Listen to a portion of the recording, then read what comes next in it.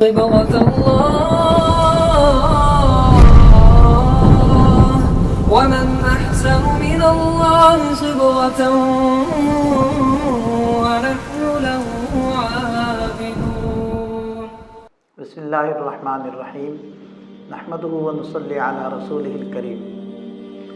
شب معراج کے حوالے سے عوام میں مختلف باتیں معروف ہیں، تو سوچا کہ اس کے بارے میں کچھ باتیں عرض کی جائیں۔ معراج کب ہوئی اور معراج کسے کہتے ہیں؟ طائف کے سفر کے بعد اللہ جل شانہ اپنے نبی حضرت محمد صلی اللہ علیہ وسلم کو اسی جسم اور روح کے ساتھ بیداری کی حالت میں ایک رات کے مختصر اور چھوٹے سے حصے میں مسجد حرام سے مسجد اقصی تک اور مسجد اقصی سے 7 آسمانوں تک وہ لے گئے۔ اس کو اصطلاح میں اسراء اور معراج کہا جاتا ہے۔ یہ کب ہوئی، یعنی کس سال میں یہ معراج ہوئی؟ تو اس کے بارے میں شدید اختلاف پایا جاتا ہے۔ تقریباً 10 اقوال اس کے بارے میں ہیں کہ کس سن کے اندر یہ معراج ہوئی ہے۔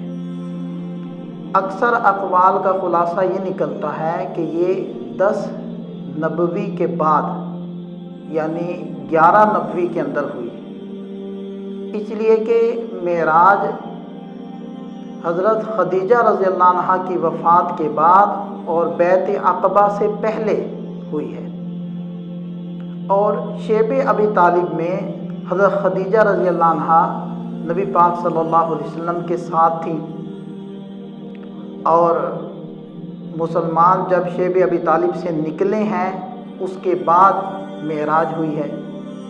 اور یہ بات طے شدہ ہے کہ شیب ابی طالب سے مسلمان 10 نبوی کے اندر نکلے ہیں، اور حضرت خدیجہ رضی اللہ عنہ وہ 5 نمازوں کے فرض ہونے سے پہلے وفات پا گئی تھی۔ تو ان تمام قضایا کو جب آپس میں جوڑا جائے تو رزلٹ اور نتیجہ یہ نکلتا ہے کہ معراج 10 نبوی کے بعد 11 نبوی کے اندر ہوئی ہے۔ اب کس مہینے میں ہوئی ہے اس میں بھی اختلاف ہے۔ تقریباً 5 اقوال اس کے بارے میں ہیں۔ ایک قول تو یہ ہے کہ ربیع الاول میں ہوئی، دوسرا قول ہے ربیع الثانی میں ہوئی، تیسرا قول ہے رمضان میں ہوئی، چوتھا قول ہے کہ شوال میں ہوئی، اور 5واں قول ہے کہ رجب میں ہوئی۔ اور مشہور یہ ہے کہ 27 رجب کو معراج ہوئی۔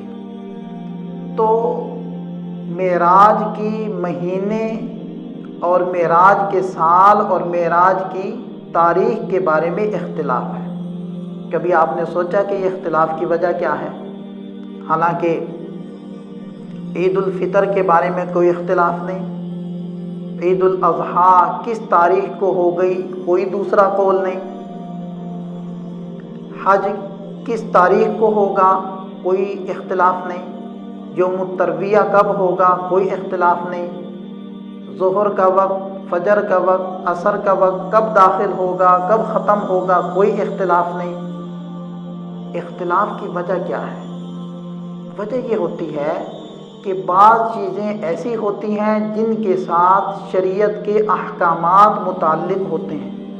بعض تاریخیں اب عید الفطر کے ساتھ یا عید الاضحیٰ کے ساتھ یا نماز کے اوقات کے ساتھ شریعت کے احکام متعلق ہیں، اس میں کوئی اختلاف نہیں، چونکہ صحابہ اور نبی پاک صلی اللہ علیہ وسلم ان تاریخوں میں اعمال کا اہتمام کرتے رہے، وہ تاریخیں محفوظ رہیں۔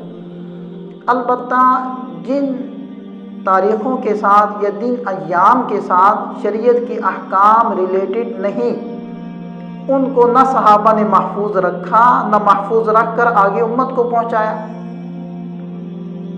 اسی وجہ سے پیارے نبی صلی اللہ علیہ وسلم کی یوم پیدائش وہ 12 ربیع الاول ہے یا 9 ہے یا 8 ہے، اس میں اختلاف ہوا۔ حالانکہ صحابہ نے تو پیارے نبی صلی اللہ علیہ وسلم کے ایک ایک عمل کو، ایک ایک قول کو، ایک ایک حرکت کو نوٹ کیا ہے اور امت تک پہنچایا ہے۔ اتنی بڑی اور عظیم الشان دن اور اتنی اہم تاریخ کو صحابہ نے محفوظ رکھ کر امت تک کیوں نہیں پہنچایا؟